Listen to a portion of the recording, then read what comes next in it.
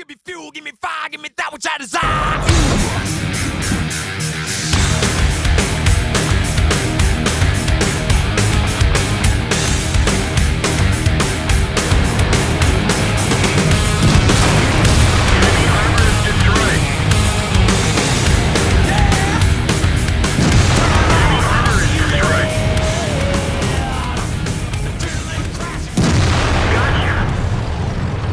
How you doing, folks? Welcome back to World of Tanks with Scout. Today we're going to be taking a look at this vehicle right here, the M46 Patton, Tier 9 American medium tank.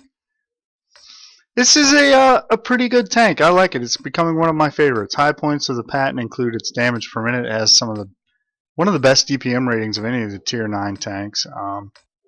It's also got really good view range and fantastic flexibility. The Patton is one of those tanks you can put it in any situation, it'll do alright for itself. Some tanks may do better, but there are tanks that would have done worse as well. It's a really flexible machine. Low points of the Patton include the accuracy of the gun. For all that it's flexible and got great gun depression and everything, the gun's not really very accurate. Its penetration is kind of so-so as well. As you can see here, it's got, I think 218 millimeters of penetration, which is not bad, but it's not great. Other weak points of the Patton, its maneuverability, as you just saw, it really struggles. It's not a fast tank to begin with. It really struggles when it has to go up hills. And last but not least, its armor. Its gun mantle is okay, but it's not as good as some of the tanks that came before it. And all around, its armor is not that great, but that's really kind of nitpicking. If you've driven a medium tank in World of Tanks at all, you know that your armor's not really all that good for anything except maybe bounce and light tanks. So we're here on Redshire in a pretty good matchup. We're top tier, and there's only 3 tier 9 tanks total. We've got 2. The enemy tank has 1, and theirs is an SPG, but the enemy does have the preponderance of the heavy tanks, and I really do not want to go down the 9-0 line in a medium tank, especially when they have that many heavy tanks and a tier 9 artillery in play. So I'm going to take the center of the map here, try to support either flank, I should say, with fire, and then if I have to, I'll move to a flank if they need my help. Unfortunately, this Tiger doesn't realize he has an entire map to play on and feels the need to park right on top of my Patton. Love people like that. Trying to play with draw distance here. Get a line of sight on some of these vehicles, see if I can start getting my gun in play. Not likely that these rounds would penetrate the IS-6 at that angle, not his hull armor anyway, but if we can get the side of his turret, we might penetrate. Unfortunately, that one's a bounce, and here's what we're looking for. The Tiger gets a little too aggressive, comes over the hill, trying to get the kill on the LTTB, and we're able to start hammering him. Our first shot goes into his flank for 359 points of damage, and tracking him, which allows the SU-14-1 to secure the kill. Now watch these shots here. Small target, 552 meters, and you see the accuracy of the Patton's gun lets me down twice in a row, even against a stationary target. And this is what I was talking about. You can snipe with the Patton, but you're not going to be sniping at weak points. You're going to be taking shots like these at the flank of heavy tanks where their armor is thin, and it doesn't really matter where you hit. If you're trying to snipe tier 9 and 10 heavies at 500 meters and hit their weak points or hit turrets at 500 meters, you're not going to be able to do that. And that's what I mean when I say the Patton is flexible. It can snipe, but only under very particular circumstances. It's not going to snipe as well as a Leopard or an AMX-30. But you can do it if you have to. And I feel like I really had to here. I could not afford to get into that scrum. Look at you, even got SU-152s moving up now. If I had been over there, I'd have been dead already and would not have been able to have a very big impact on this game.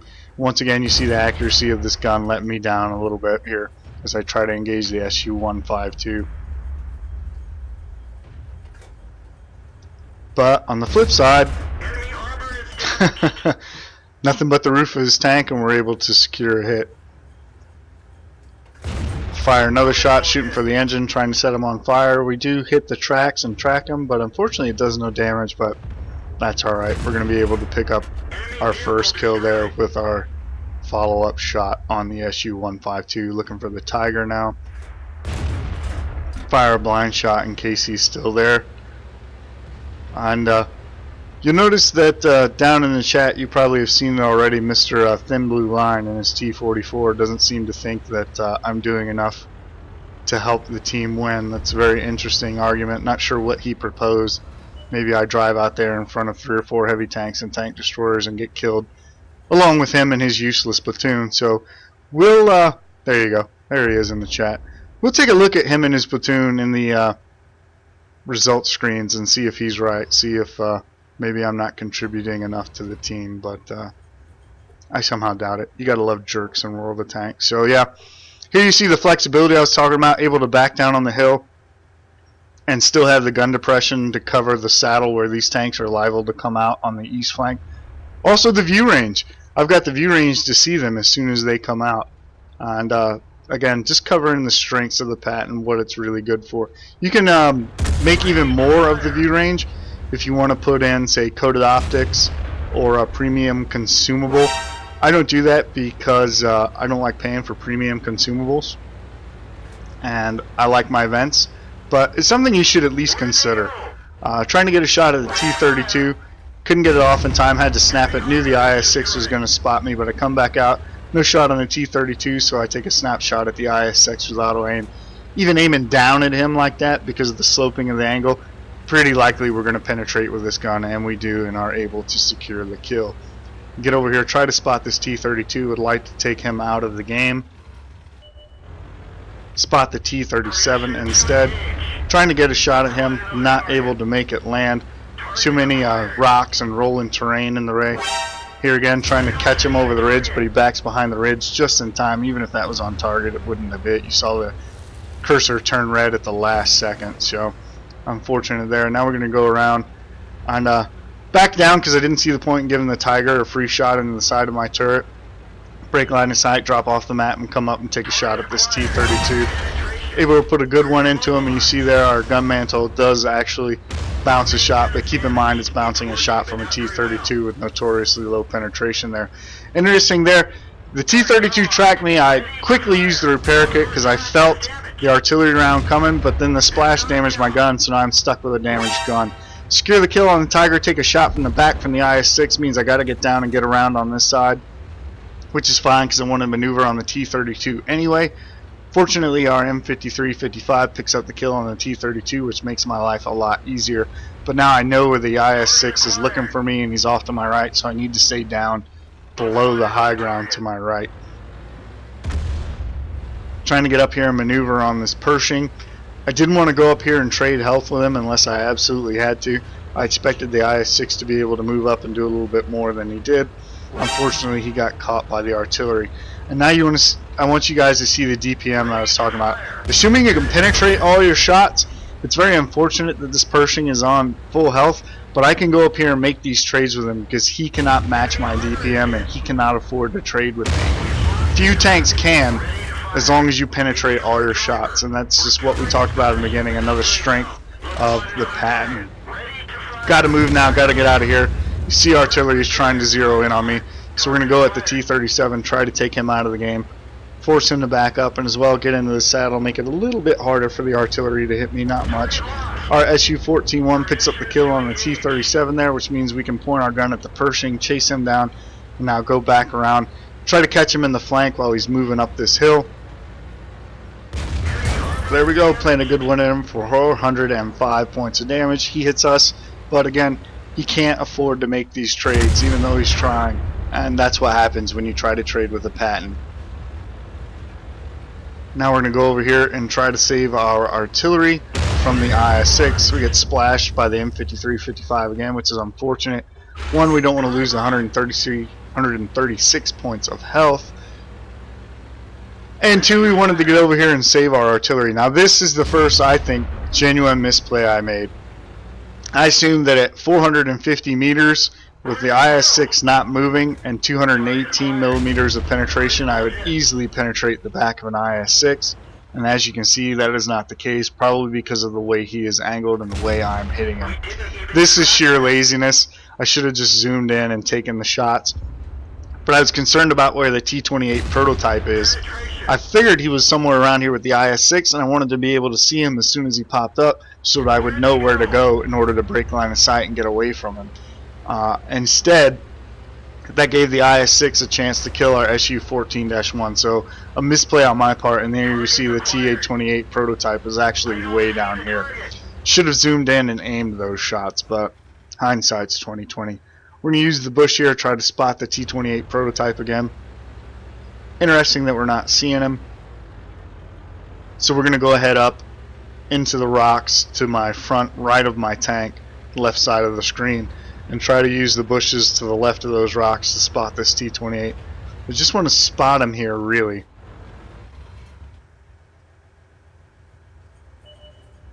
There he is right there. Alright, he's not on us, and he's in an awkward position, so we use auto aim and third person point of view just to move forward enough to clear the gun line, take the shot, and then back off real quick. It's something that I like to do and you see me doing often in World of Tanks. He's going to put a shot into his side there, but he pulled down behind this rock. So now we're going to have to wait on him to come out from the other side. You see him starting to peek there, but we lost vision, and apparently we can't see him through that tree, which is kind of interesting. I'm going to load my last standard armor piercing round just because if he's going to peek that rock like that and come out and expose the side of his tank, I don't need APCR to penetrate him. We move to the side, rewarded with a spot. Just got to try to line it up properly. And here again, the way he's peeking, you'll notice it's very awkward for him because his turret isn't coming all the way around the rock when I'm on this side. So if I can take my shot before his turret comes around, he won't even be able to spot me like that. Now we'll wait on our reload. He should be a one shot for us 50% of the time. 390 points of damage is exactly our average damage with this gun.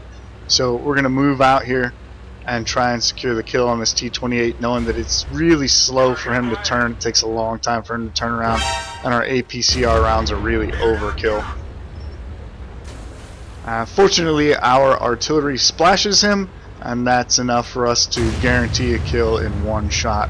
The artillery goes over my head, splashes somewhere behind him.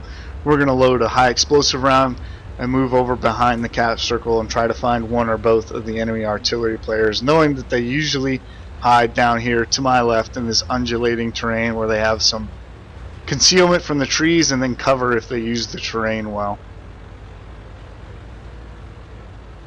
Here again, you'll notice one of the drawbacks to the Patton that I talked about. It's very slow. Look at how it struggles to move through this broken terrain.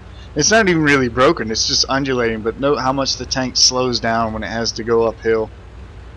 And it takes it a while to gather its momentum back up.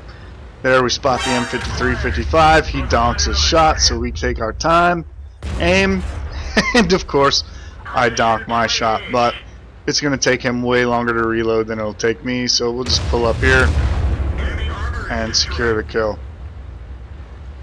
Now here is where I make a mistake. I know that the remaining enemy artillery is somewhere up here up the 9-0 line because of where he splashed from. I know he's up here somewhere, I just don't know how far up here he is. And note that there's only 2 minutes and 20 seconds left of the game and how long it takes the Patton to move across this terrain. So I come up here, I ask somebody else to get in the cap, but look at the bishop, he's not moving. He is not going to move to the cap, and I'm concerned that I won't be able to get up there and chase that artillery down in time to secure the kill and win the game. So I turn around and start heading back towards the cap as fast as the Patton will go. Unfortunately, it's already too late. You see as the time is ticking down, it takes a minute and a half to solo cap, and the Patton just isn't fast enough to make it back in time.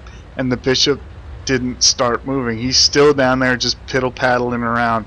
And this is when it dawns on me that it's too late. There's no way we can cap.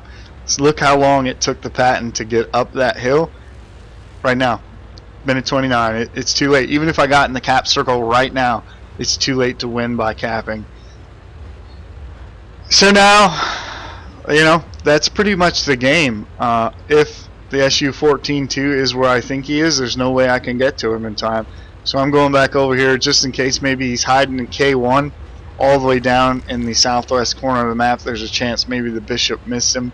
I'm praying that he's down here in this hole, that I can spot him and secure the kill in order to get a Top Gun win out of this. But unfortunately, there he is. The M53-55 spots him way up towards the 09 lines like we thought. And unfortunately, despite a valiant attempt, our M53-55 got shotgunned. And that's pretty much the game. It ends up being a draw. So yeah, kind of a cacophony of errors there at the end, misjudging the speed of the Patton, and then the Bishop not moving to the cap when I asked him to. He should have been moving to the cap all along, and just kind of everything went wrong there at the end. So yeah, this ends up being a draw. So we're not going to sit here and wait on it to run out. Let's check the results screen and see if Mr. Thin Blue Line was right, and maybe I didn't contribute enough to this game. So here we have the results screens from our draw on Redshire. As you can see, we got a Ace Mastery badge, Fighter Ribbon, Duelist Ribbon, Bruiser, whatever you call those, Trinket, Icon, Thingamajig. Also got the High Caliber Medal and the Top Gun Medal. If we take a look at the team score, you see that I was able to score 5,458 points of damage, secure 6 kills, good enough for 942 points of experience on what is essentially counted as a loss, even though it's called a draw. Out of curiosity, where did Thin Blue Line in his T44 finish? Right here, 1,318 points of damage. And here's the rest of his platoon, 1,663. Really, Soccer Ninja here is the only one that did well on the team as a whole with his 2,849 points of damage. The rest of them got rolled over there on the right flank. So yeah, you be the judge. I think I did more than enough to give my team the chance to win, but you can only carry so hard. And considering that they were in an IS-3 platoon along with a T-44, yeah, I've got a pretty good idea who failed that game, and I don't think it was me. So you be the judge. Let's take a look at the detailed report. And you'll see here that we fired 34 shots, 20 of which hit, 16 penetrated, giving us our 5,458 points of damage. Only 1,700 of it was from a distance of more than 300 meters. Took 6 hits total, 3 penetrated, 3 did not, and received 4 splashes. Only 550 points of damage blocked by armor, and that's what I mean when I said, yeah, it's nitpicking, but it's worth noting that the Patton's armor is not very good. Yeah, it's a medium tank. None of their armor is very good, but even the gun mantle is not all that good on the Patton. Also note, I said earlier that my Patton's gun mantle blocked that T-32 shot. It did not. It was a shot that went into the tracks, and that's something that I didn't point out in this video that I meant to bring out. Your tracks will occasionally eat shots because they're big and fat, kind of like the M103. So you can side scrape a little bit in the Patton, and I'll try to show you guys some gameplay of that in the next video. So yeah, that's one game in the Patton. Let's take a look at one more, see if I can show you guys a little bit more of what I was talking about. And oh, by the way, yeah, smart Alex and their things to say. I gotta love people like that. Like, you took the time to dig me up to send me a private message when you played that badly. Dude, get a life. Let's take a look at the next video.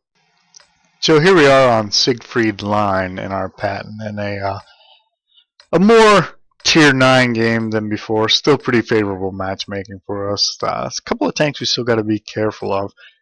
We do want to be cognizant of where that Patton is because of the DPM, like we talked about earlier. We also have to be, I don't want to say careful, but choosy about when we get into a fight with those T-54s, because their frontal armor is just enough that the Patton's gun will have trouble penetrating their upper glacis, their front slope, if you will. So we can get into a fight with the T-54s if we need to, but we don't want to go looking for that, if you understand what I mean. We'd rather pick a fight with them, capitalize on our DPM when they're not paying attention to us, because they have just enough armor to give us trouble. And obviously their turret is real problems for us. Thought about going out to the middle and spotting, but you see I quickly decided, nah, that's just going to get me killed. So we come out here to the middle, and just kind of seeing what develops. Noticing right now this T-43 being really aggressive, driving out pretty much into the open on the eastern side of the map, not even really using the houses for cover. So we take a real quick third-person point of view shot, didn't even aim it, really, and rewarded with a kill, although 20 points of damage. It's debatable whether or not that was worth the price of that round, but still, it's better to go ahead and get him out of play and not let anyone take a hit from his gun unnecessarily, if I can speak, considering that we got some of our lighter tanks over here, our scouts. No sense in letting them take a shot. And of course, as soon as I start to move, the IS pops out, and I wish I had my spot back. Somebody puts a good shot into him, sets him on fire. We're sitting cannoned at an awkward angle, but we'll take the shot. Very unlikely that his armor could have stopped our round, even if it was straight into his turret front. Once again, shouldn't see whether or not that was worth the price of the round, but still, able to secure or kill, maybe prevent someone else from having to take a shot from that big old gun. Thought about cutting across the middle there. When I saw this Patton, realized that Type 59 had bypassed him and kind of left him for the Yag Tiger and the LTTB, which can be kind of awkward for the LTTB and the Yag Tiger, so we decided to come over here and help the LTTB out. Plus, if we pressure him between the Type 59, the LTTB, and me, it puts the Patton in a really awkward spot. You can see he's trying to focus his efforts on the Type 59, but that allows us to get in and sneak a shot, and then we use the wreck of that tank to dodge his return fire, pop back out, put another shot into him. LTTB does so as well, and now we can move up and secure the kill while he's still on his reload. Going to use the wreck of this tank again, take a shot at this T-54, and there you see what I mean? He's got just enough frontal armor that our gun may struggle a little bit, whereas our frontal armor isn't nearly as good. He can penetrate us pretty reliably, even at a little bit of an angle like we were setting. So you know what, we're not going to pick a fight with that T-54 just yet. I'm noticing this Object 416 and the VK getting around on the northwestern flank. Nothing up here but our artillery and a Borsig, so we're going to move to back them up rather than picking a fight with that T-54 right now. We'll come back for him later. Worth noting that a 1390 is AFK, which is the other big reason I came up here to help out. I knew the 1390 wasn't going to be any help to anybody. Although we can use him to spot. There is that. Kind of unfortunate that he was AFK. So, just sitting here in the trees being patient, waiting to see who gets spotted where. It looks like the Object 416 has decided to go after the T-34, and you see I thought about going after him here, but then I saw the VK coming down in, and I decided to move in and finish him off. Able to shoot him through the tree so he doesn't spot me at first. He's trying to react, and then I swoop in behind him. He turns right, which makes it a straight shot and easy for the auto aim to hit there and secure the 4th kill of the game for us. And then we're going to go up and try to finish off this 416. Looks like he may or may not have secured the kill on the T-34, but we lost the T-34 regardless. So we're going to try to save the Yag Panther at least. Got to be careful here. Don't want to hit the Yag Panther. Tried to put it into his left rear sprocket there and stop him from moving around the Yag Panther. Hit where we aimed, but unfortunately didn't track him. Able to secure the kill, but nothing we can do there. Can't save the Yag Panther from the M103. Was hoping the M103 would stop there and give us his flank, but he's not gonna. So we'll go around to the other side and see if we can get a shot into the flank of the M103. Again, don't want to pick a head-to-head fight with him if I can help it. Looks like he's not looking at us. Thought about shooting his hull. Fortunately, the last second, thought better of it. Aimed up high and put it in the side of his turret. Coming back out here looking for another shot on the M103. Thought about putting it into his hull there, but it's a little bit tricky. He's turning, so we're just going to be patient. Take the shot into his side and track him as well. Unfortunately, took a hit there. Couldn't be helped. And oh! The LTB puts one back into the back of the M103 and secures that kill. I guess I really shouldn't complain. I would have done the same thing, but I was a little bit frustrated at the time because I saw my top gun evaporate before my eyes. But I didn't do that to a couple of folks at the beginning, so I really have no right to complain. Looking for this STA-2 now. Put a good shot into him, take a heat round in return. Gonna go over here and get to this building for cover. Looking for a shot now. Trying to line it up. And there you see what I was talking about earlier about the tracks. The tracks do eat that shot, and we're able to secure the kill on the STA-2 and pick up our Top Gun. And now we're coming back around for that T-54 that we avoided earlier.